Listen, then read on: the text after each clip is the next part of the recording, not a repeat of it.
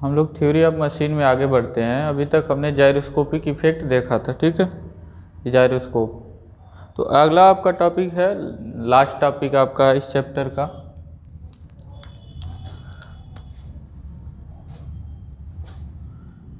Gyroscopic effect and stability of A two wheel vehicle. Two wheel vehicle या फिर two wheeler कह सकते हैं आप। तो gyroscopic effect and stability of A two wheeler या टू व्हील व्हीकल, या फिर इसी को कह सकते हैं आप मतलब दोपहिया वाहन का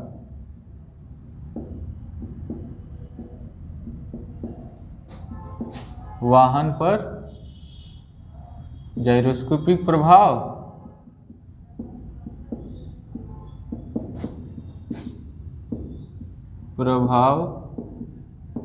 एवं स्थिरता।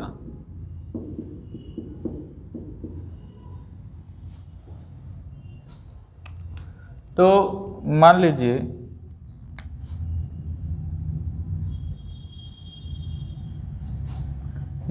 हमारा टू व्हीलर, ये पिछला पहिया, ये इंजन है, ठीक है, ये अगला पहिया।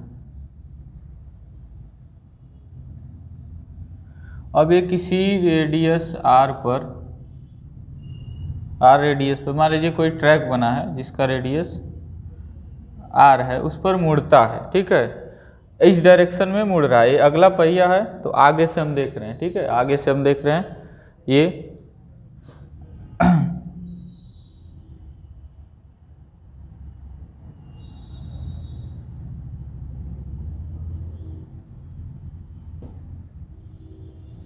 इसको बोलते हैं पिछला पहिया हमारा, ये इंजन है, ये अगला पहिया।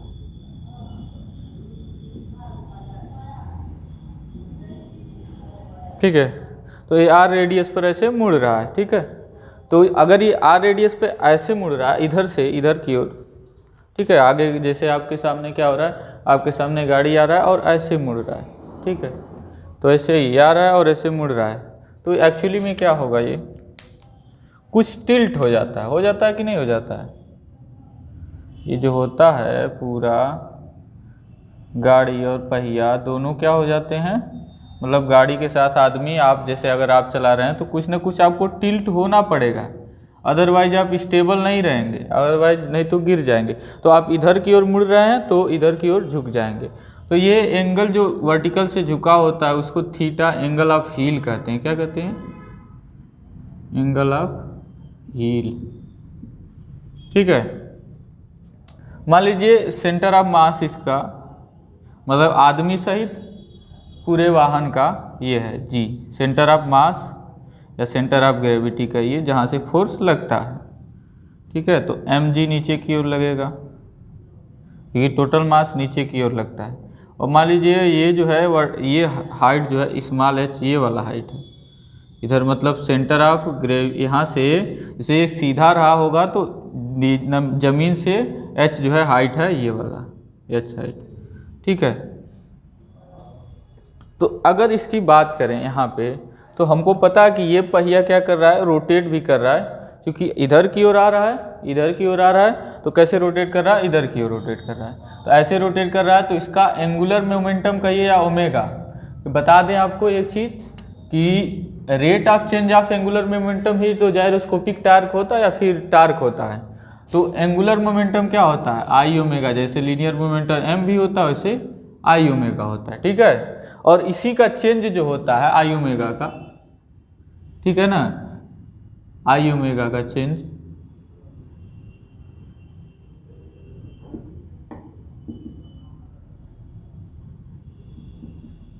यही कहलाता है आपका जायरोस्कोपिक कपल या टार्क, ठीक है। तो यही हो जाता है आई ओमेगा ओमेगा पी हो जाता है, ठीक है, जहाँ ओमेगा पी क्या है, प्रिसिजनल वेलोसिटी, ठीक है।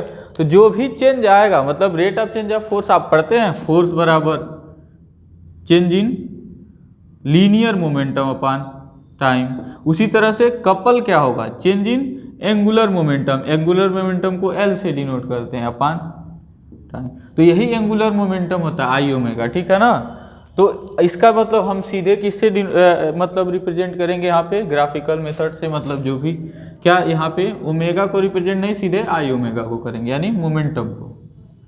तो बताइए, जिधर की ओर ओमेगा होगा उधर के भी और लीनियर एंगुलर मोमेंटम होगा। तो ये क्या हुआ है, ये टिल्ट हो गया है थीटा एंगल पे, ठीक है ना। तो जो ये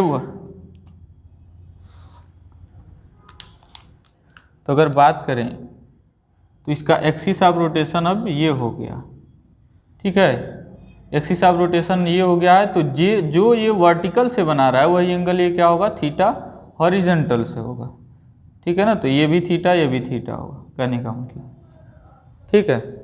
अब आगे बढ़ते हैं। अब यहाँ पे जो हम यहाँ पे अब जो है मेन चीज़ बनाएंगे, जो वो चीज़ इस चीज़ की बात करते हैं।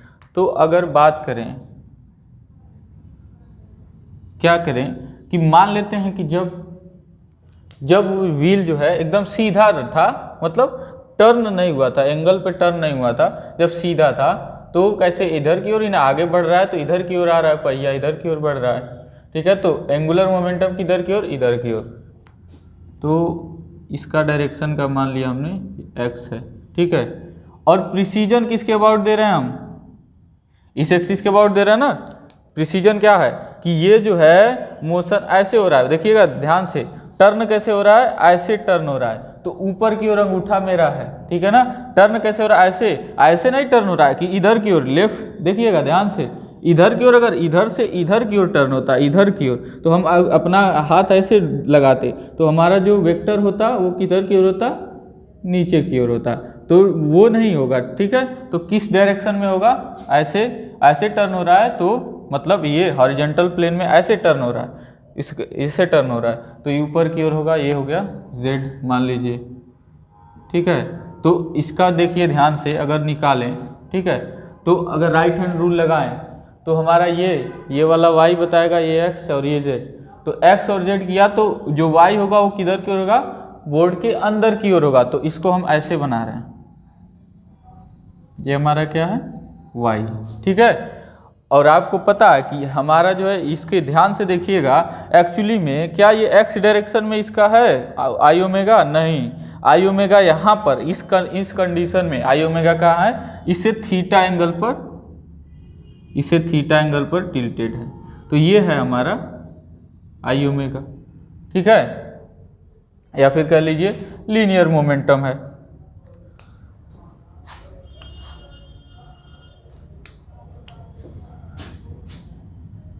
तो इधर की ओर है और ऐसे रोटेशन हो रहा है, ठीक है ना।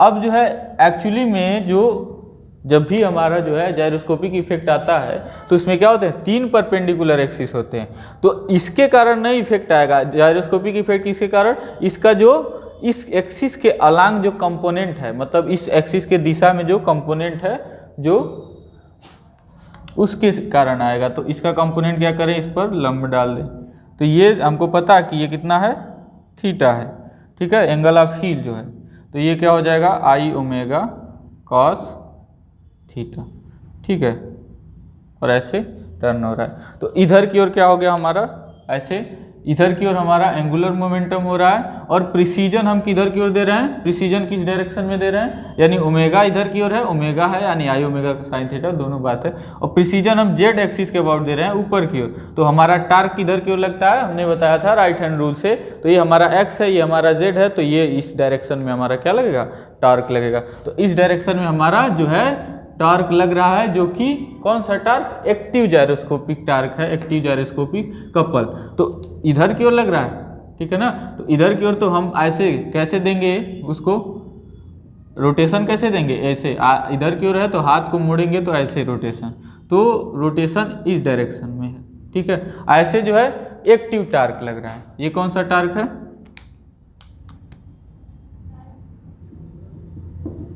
एक्टिव जाइरोस्कोपिक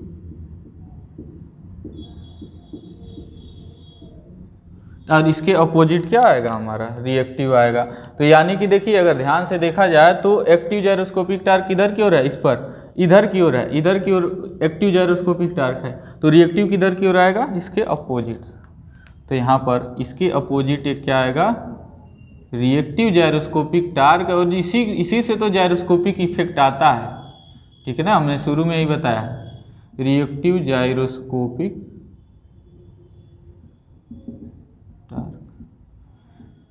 ये टार्क तो इसको ऐसा मोशन देने के लिए कि मतलब अपने मतलब पूरा इंजन, पूरा पहिया रोटेट न कर रहा है, पूरे पहिए के साथ पूरा इंजन क्या कर रहा है, रोटेट कर रहा है, और जो है कोई टर्न ले रहा है, इसे टर्न ले रहा है, तो उसके कारण जो टर्न लेने के लिए जो फोर्स चाहिए वो होता है एक्टिव टार्क। और जो अपोजिट डायरेक्शन में, जैसे सेंट्रीफ्यूगल फोर्स के अपोजिट डायरेक्शन में सेंट्रीफ्यूगल बल आता है, फोर्स आता है, उसी तरह से उसके अपोजिट डायरेक्शन में रिएक्टिव जाइरोस्कोपिक कपल आएगा। वही जो होता है क्या करता है, इसके मतलब इसमें जो है वैसा मोशन क्रिएट करता है, ठीक है। तो ये जो होता है, ये जो होता है एक तरह का अनबैलेंस्ड इफेक्ट होता है, मतलब ये बैलेंस नहीं होता है, अनबैलेंस होता है रिएक्टिव टार्क, ठीक है। अब हमको पता है कि इधर की ओर पूरा जो है रोटेशन हो रहा है, तो सेंट्रीफ्यूगल फोर्स किस डायरेक्शन में लगेगा, सेंट्रीफ्यूगल फोर्स इस डायरेक्शन में लगेगा, ठीक है। इसको बोलते हैं FC मान लीजिए, ठीक है।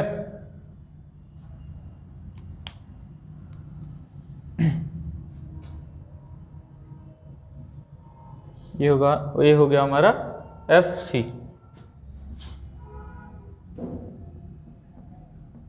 ठीक है, सेंट्रीफ्यूगल फोर्स FC, क्योंकि सेंटर ऑफ मास से हमको मतलब है, सेंट्रीफ्यूगल फोर्स हमेशा किधर की और किस पर लगेगा, सेंटर ऑफ मास पर, उसके अपोजिट डायरेक्शन में, ठीक है, FC लग गया। अब जो है हम पूरा जो है इसका एनालिसिस करते हैं। अब देखिए यहाँ पे ध्यान से कितने इस पर, इस व्हील पर कितने टार्क लग रहे हैं या कितने मोमेंट लग रहे हैं। तो एक रिएक्टिव जाइरोस्कोपिक टार्क, ठीक है, जिसका मैग्नीट्यूड कितना होता है, I ओमेगा ओमेगा P, ठीक है। लेकिन यहाँ पे क्या है, I ओमेगा कास थीटा है, फिर से ओमेगा P हो जाएगा, जो कि प्रिसिजनल वेलोसिटी है। प्रिसिजनल वेलोसिटी क्या है कि ये R अगर कर्वेचर पर मूव कर रहा है तो क्या होगा, यहाँ से पढ़े हम लोग, V बराबर R ओमेगा, यानी ओमेगा जो है, जो ओमेगा P है प्रिसिजनल वेलोसिटी होगा, वो V अपान R होगा, जो यहाँ पे R है radius of curvature capital R है, ठीक है। यहाँ पे ओमेगा P ये हो जाएगा, ठीक है। और यहाँ पे लीनियर वेलोसिटी है, उसका मान कितना है अगर देखा जाए तो, यहाँ पे जो इसका जो पूरे इंजन या पहिए का कहिए, पहिए का जो वेलोसिटी है ओमेगा व्हील कह रहे हैं, ओमेगा W, ठीक है ना, वो क्या होगा V अपान, ठीक है ना, उसी V से रिलेट कर रहे हैं, ठीक है। V अपान क्या हो जाएगा, स्मॉल r या फिर R ऑफ द व्हील, यानी पहिए का जो, ठीक है ना, क्योंकि पहिए के लिए क्या होगा, V बराबर R ओमेगा, उस पहिए के लिए बात कर रहे हैं, जो लीनियर ऐसे रोटेट कर रहा है तो उसका लीनियर वेलोसिटी कुछ होगा ना, उसकी बात कर रहे हैं। तो इन सब चीज़ों को अब देख लीजिए, ये सब चीज़ें आपके आगे यूज होंगी, मतलब ये सब फार्मूले रखे जाएंगे, ठीक है। और एक चीज़, दूसरा चीज़ यहाँ पे ये ध्यान देने वाली बात है, दूसरी बात जो है कि यहाँ पे देखिए कपल्स कौन कौन से लग रहे हैं, ठीक है, और किनके इफेक्ट में पूरी तरह से बैलेंस है, क्योंकि ये किस में है, ये पूरा बैलेंस्ड है। अगर हम थीटा एंगल मतलब एंगल ऑफ हील कुछ दे रहे हैं तो ये बैलेंस्ड है यहाँ पे, ठीक है ना, ये बैलेंस संतुलन की स्थिति में हमने बनाया है। तो संतुलन की स्थिति में mg इधर की ओर इसका ये कंपोनेंट, ठीक है, इधर की ओर इसका ये कंपोनेंट हो गया, ये 90 माइनस थीटा होगा, तो mg साइन थीटा, ठीक है ना, h जो है ये है h, तो जो डिस्टेंस होगा ये h होगा, h साइन थीटा होगा यहाँ पर देखा जाए तो इसका mg h साइन थीटा का इस डायरेक्शन में कंपोनेंट, ठीक है ना, इस डायरेक्शन में कंपोनेंट क्या कर रहा है, इसको या फिर कहिए यहीं पर ये जो है क्या किया, इसका और इसके प्रभाव में और इसके प्रभाव में क्या है, संतुलन में है, ठीक है ना। तीन मोमेंट, इसके कारण जो मोमेंट आ रहा है, ठीक है, इसके कारण जो मूवमेंट आ रहा है और इसके कारण जो मूवमेंट आ रहा है और इसके ये जो मूवमेंट है, इन तीनों के प्रभाव में पूरा व्हील क्या है, संतुलन में है। तो कि एंटी क्लॉकवाइज डायरेक्शन में कहिए या फिर एक डायरेक्शन में कौन सा है, रिएक्टिव जाइरोस्कोपिक टार्क और एफसी के कारण जो कपल है वो एक डायरेक्शन में, और इन दोनों का जो वैल्यू है उसको कौन जो है बैलेंस कर रहा है, एमजी के कारण जो है जो कपल आ रहा है वो बैलेंस कर रहा है। ठीक है ना। तो ये चीज़ें आपके माइंड में आ गई होंगी। अब हम देख लेते हैं जो वैल्यूज है, मतलब इसका मान जाइरोस्कोपिक कपल का मान, इसका मान एफसी द्वारा जो कपल लग रहा है उसका मान, और एमजी द्वारा कपल लग रहा है उसका मान, और इन दोनों को जोड़ के इसके द्वारा कपल का जो मान आएगा वो बराबर होगा। एक जो है कब, जब संतुलन की स्थिति में होगा तब। ठीक है। तो इसको हम मिटाते हैं और सॉल्यूशन पर चलते हैं हम।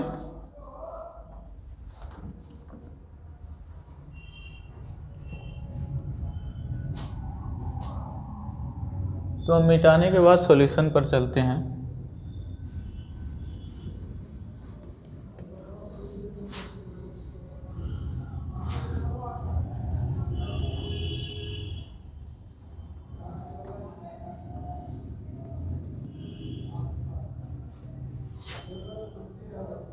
ठीक है। तो पहले गियरिंग रेशियो एक होता है, गियर रेशियो होता है, गियर अनुपात जिसको कहते हैं वो देख लेते हैं। तो गियर अनुपात क्या होता है कि जो आउटपुट चाहिए, ठीक है ना, क्योंकि जो व्हील पर जो आउटपुट दिया जाता है वो क्या होता है, जो इंजन का रोटेशन होता है उससे वहाँ पर क्या होता है, गियर द्वारा जोड़ा जाता है। ठीक है, गियर द्वारा जोड़ा गया होता है। तो गियरिंग रेशियो क्या होगा कि ओमेगा ऑफ द किसका, व्हील का ओमेगा कितना है, यानी एंगुलर वेलोसिटी, यानी आउटपुट का अपान इनपुट वाला, इनपुट किसका, इंजन का, ओमेगा ऑफ द ई, यानी इंजन के जो रोटेटिंग पार्ट्स हैं, जो इंजन का रोटेटिंग पार्ट है जो रोटेट कर रहा है, ठीक है ना, उस पर भी गियर लगा होगा, तो उसका क्या हो गया, उसका एंगुलर वेलोसिटी यानी कोणीय वेग। ठीक है ना। तो ये भी ध्यान रखेंगे, ये व्हील अपान कौन सा वाला सॉरी ये उल्टा हो गया, इंजन का, ठीक है, इनपुट अपान आउटपुट होगा व्हील का, यानी इंजन का कितना मतलब वेलोसिटी है, एंगुलर वेलोसिटी या कोणीय वेग, और अपान व्हील का कितना है। ठीक है, क्योंकि इंजन अभी बनाया ना, तो इंजन भी रोटेट कर, इंजन के रोटेटिंग पार्ट्स होंगे वो भी रोटेट कर रहे होंगे, और व्हील भी, क्योंकि उसी इंजन के रोटेटिंग पार्ट्स के रोटेट करने के कारण ना आगे बढ़ता व्हील, जिसको जोड़ दिया जाता है। ठीक है। तो ये गियर रेशियो हो गया, गियर अनुपात जिसको कहते हैं। ठीक है। तो अब देखते हैं रिएक्टिव जाइरोस्कोपिक कपल को, रिएक्टिव जाइरोस्कोपिक कपल। ठीक है, रिएक्टिव जाइरोस्कोपिक कपल। तो रिएक्टिव जाइरोस्कोपिक कपल में हमको पता है कि कपल जो होगा वो होगा आई ओमेगा, ठीक है, आई ओमेगा पी, लेकिन यहाँ पे देखिए पूरा आई ओमेगा नहीं, angular momentum I omega cos theta, तो रख लेंगे आई ओमेगा कास थीटा। ठीक है, और ओमेगा पी। ठीक है। अब यहाँ पे ध्यान से देखेंगे, आई जो होगा, ठीक है, आई पर आई केवल क्या है, केवल व्हील का नहीं है, व्हील भी इसमें है, आई जो है, आई में व्हील भी इंक्लूडेड है, और कौन सा और क्या इंक्लूडेड है, व्हील के साथ साथ हमारा जो इंजन के रोटेटिंग पार्ट्स हैं उनका भी इंक्लूडेड है। तो इसको लिख लेंगे, जोड़ लेंगे, मतलब देखिएगा दो पहिया है तो दोनों पहियों का मोमेंट ऑफ इनर्शिया प्लस, ठीक है, इंजन का मोमेंट ऑफ इनर्शिया, और ओमेगा। अब ध्यान से देखिएगा, यहाँ पे एंगुलर मोमेंटम थोड़ा सा यहाँ चेंज करेंगे। यहाँ पे अगर हम बात करेंगे केवल व्हील वाला, तो ये थोड़ा सा W और ओमेगा में थोड़ा वो आ जा रहा है, तो ये W ऐसे लिखेंगे, मतलब आई दोनों व्हील का और इनटू व्हील का जो है ओमेगा, मतलब एंगुलर वेलोसिटी, ठीक, और प्लस एक जो है, ठीक है। अब यहाँ पे एक चीज़ कर दे रहे हैं कि प्लस माइनस कर दे रहे हैं, आगे बता देंगे इसको, पहले प्लस हम लेके चलते हैं कि मान रहे हैं कि ये जो व्हील है, सॉरी जो इंजन है और जो व्हील है, दोनों का एंगुलर वेलोसिटी एक ही डायरेक्शन में, ठीक है ना। जरूरी नहीं कि एक ही डायरेक्शन में हो, लेकिन अभी मान रहे हैं, हो भी सकता है कि कभी कभी एंगुलर वेलोसिटी दूसरे डायरेक्शन में हो, ठीक है, दोनों का किसी मैकेनिज्म के द्वारा फिर जोड़ा गया हो, उनको चलाया जा रहा हो। तो आई ओमेगा ओमेगा डब्ल्यू, ठीक है, प्लस उसके लिए इंजन के लिए तो आई ई, मान लीजिए इंजन का क्या मोमेंट ऑफ इनर्शिया आई ई है, ठीक है। और उसके बाद क्या बच गया, ओमेगा ऑफ द इंजन, यानी इंजन के जो रोटेटिंग पार्ट्स हैं उनका कोणीय वेग, ठीक है। और ये उनके जो रोटेटिंग पार्ट्स हैं इंजन के, इंजन जब भी हम बोल रहे हैं तो आप समझिए कि रोटेट करने वाला जो पार्ट है उसकी बात कर रहे हैं, ठीक है। और कास थीटा वही है ही, और ओमेगा पी। अभी हमने ओमेगा ओमेगा ई ओमेगा पी का जो है मान अभी हमने बताया है अभी जस्ट, ठीक है। तो ये जो हो गया, मान लीजिए ये C1 है, क्योंकि अभी जो है अगले कपल को C2 दे देंगे, तो रिएक्टिव जायरोस्कोपिक कपल है, ठीक है। अब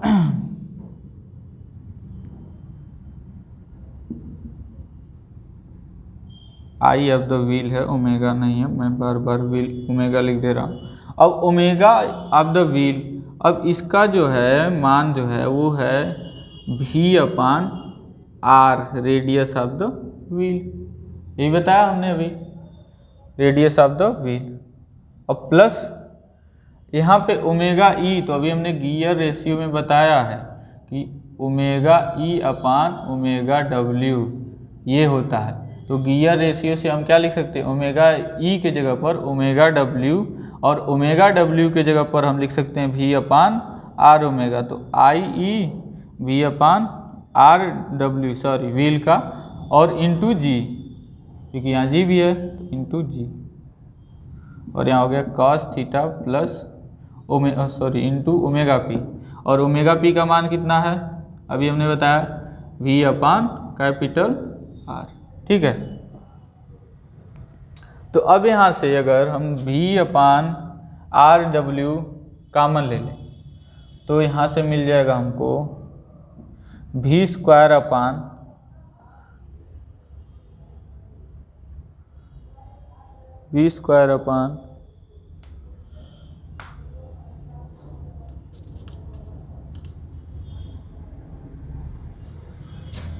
V हो गया, ये V² R इंटू RW, इसको हमने बाहर लिख लिया है, ठीक है।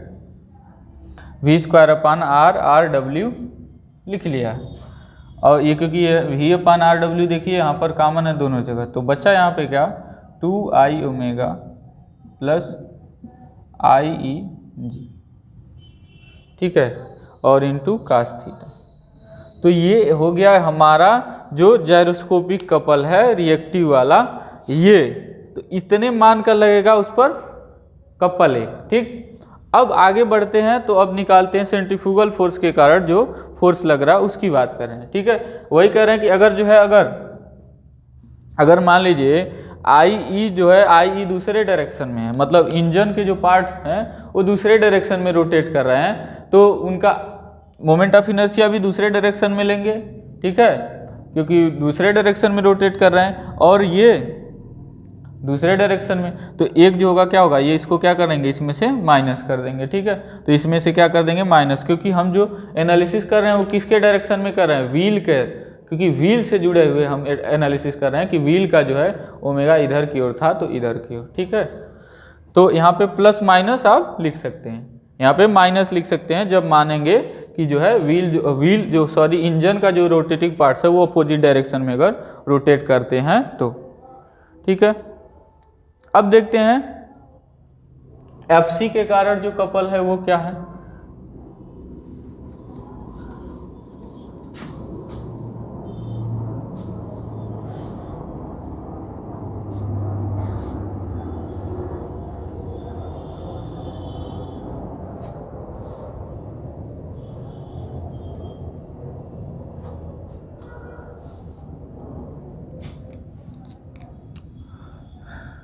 Couple due to centrifugal force, यानी अभिकेंद्री बल के कारण जो कपल आ रहा है उसकी बात करें, ठीक है ना। तो इसको हिंदी में आप लिख लेंगे अभिकेंद्री बल के कारण कपल मतलब घुमाऊ घूर्ण, यहाँ पे टार्क मतलब कहने का मतलब टार्क ही है, ठीक है। तो हमको पता है FC कितना होता है, mr ओमेगा स्क्वायर या फिर mv स्क्वायर अपान r। अब देखिएगा सेंट्रीफ्यूगल फोर्स क्या है, इस कैपिटल R क्यों ले रहे हैं, क्योंकि सेंट्रीफ्यूगल फोर्स उसके कारण लग रहा है, जो रोटेशन हो रहा है तो अभिकेंद्री बल से खिंचाव होगा, और उस रेडियस पर जो है, जो सेंटर है, जो रेडियस का जो कर्वेचर का मतलब सेंटर है, जैसे जिस पर मुड़ रहा है भाई, जिस पर मुड़ रहा है जितने रेडियस पर, उस रेडियस को लेंगे तो mv स्क्वायर अपान r हो गया, ठीक है ना। m क्या है, m टोटल मास है, ये ध्यान दीजिएगा, m जो है टोटल मास है। यहाँ पे टोटल मास का मतलब आदमी का साथ साथ में उसका भी मास, साथ साथ में पूरे बाइक का, पूरे बाइक का, आदमी के साथ साथ पूरे बाइक का मास। तो FC हो गया इतना, mv स्क्वायर अपान r, ठीक है। एक्चुअल में अब यहाँ हमने देखा था, यहाँ पे ध्यान से देखिएगा, ये mg है, FC आपका इस डायरेक्शन में लगेगा, और एक्चुअल में कपल जो दोनों को हम कंट्रोल करेंगे, दोनों जो होंगे वो किस पर होंगे, इस पर, एक इस पे होगा mg का इस पे होगा, ठीक है।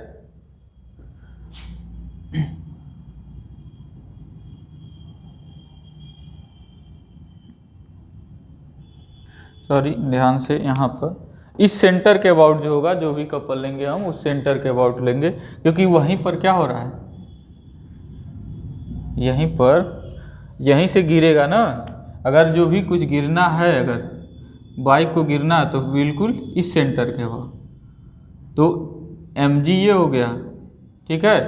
और ये हमारा, हमको पता है कि ये टोटल h है, और ये हमारा थीटा है, तो ये भी क्या होगा, ये भी थीटा है, तो ये भी थीटा ही होगा, ठीक है।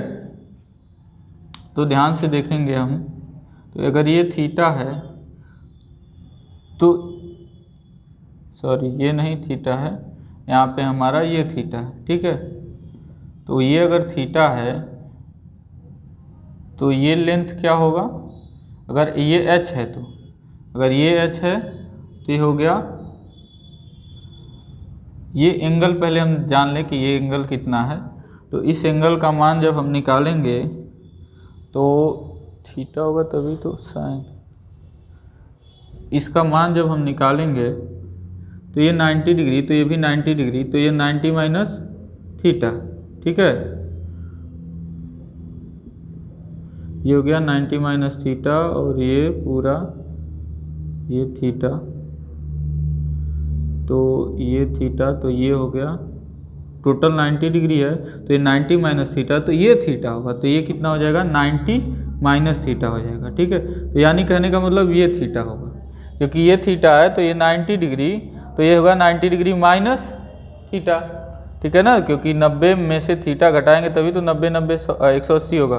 तो ये कितना हो गया, चूँकि ये 90 अंश है तो ये वाला थीटा हो गया। तो ये जो लंबाई होगी इससे यहाँ से ये वाला क्या होगा, h साइन थीटा, क्योंकि ये थीटा के सामने का एंगल है, और ये वाला जो होगा, ठीक है ना, ये वाला यानी ये लेंथ हो गया h कॉस थीटा, ठीक है।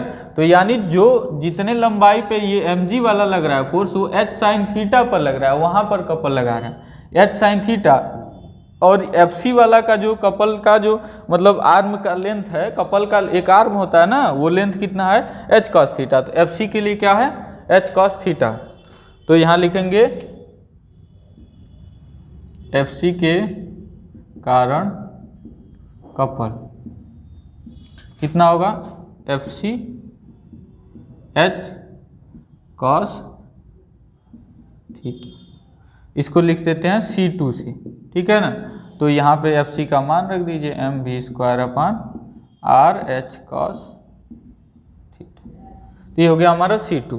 तो ये अभिकेंद्री बल के कारण जो हो गया ये पूरा जो हो गया ये कपल हो गया। अब हमको पता है ये भी किधर की ओर होगा, इस डायरेक्शन में होगा, इस पहिए को इधर की ओर, यानी दो यहाँ रिएक्टिव वाला भी कपल जायरोस्कोप वाला भी इधर ही था और ये भी इधर की ओर। अब इसको पूरे को कंट्रोल कर रहा है अकेले ये वाला, इन दोनों को, ठीक है ना। तो उसका मान निकालते हैं जो कंट्रोलिंग कपल है, ठीक है ना, बैलेंसिंग कपल जिसको कहेंगे।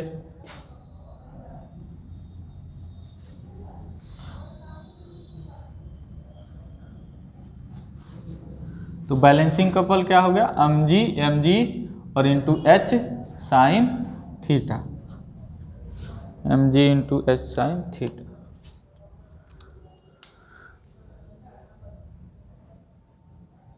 बैलेंसिंग कपल C3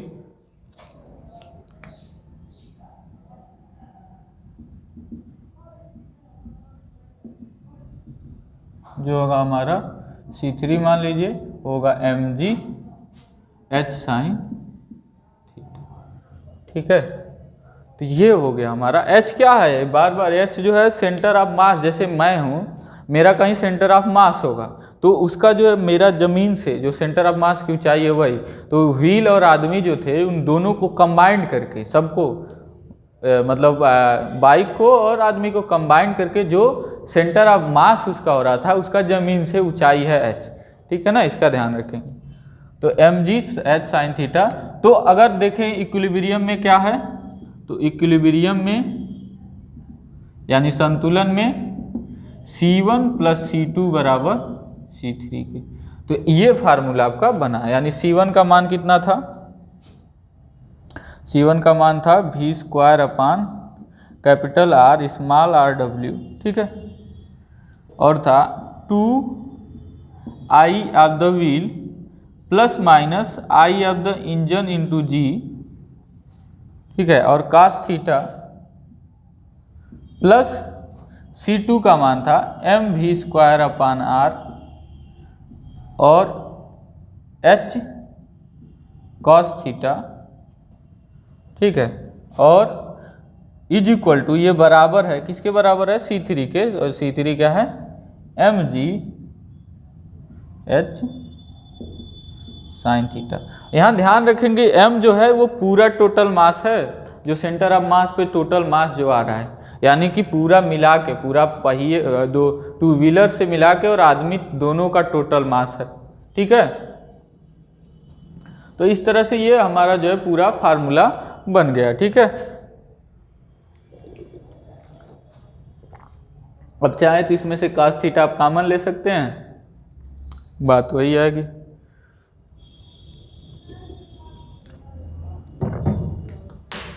तो इस इक्वेशन की सहायता से हम एंगल ऑफ व्हील क्या करते हैं, निकाल लेते हैं, ठीक है ना, कि कितना हमारा थीटा, अगर सारी चीज़ें पता है हमको तो कितना थीटा पर रखा जाए तो संतुलन में रहेगा बाइक सहित आदमी संतुलन में रहेंगे, ठीक है। तो वो तो हम मतलब अपने अनुसार करते हैं एक्चुअल में, लेकिन आप मतलब दिया जाए अगर आपको बताने के लिए कितना रहेगा तो वो संतुलन में रहेगा, अदरवाइज वो क्या हो जाएगा, कितना झुकाव रहेगा तो संतुलन में रहेगा, अगर उससे कम या ज़्यादा झुकाव हुआ तो क्या हो जाएगा, वो गिर जाएगा, ठीक है। तो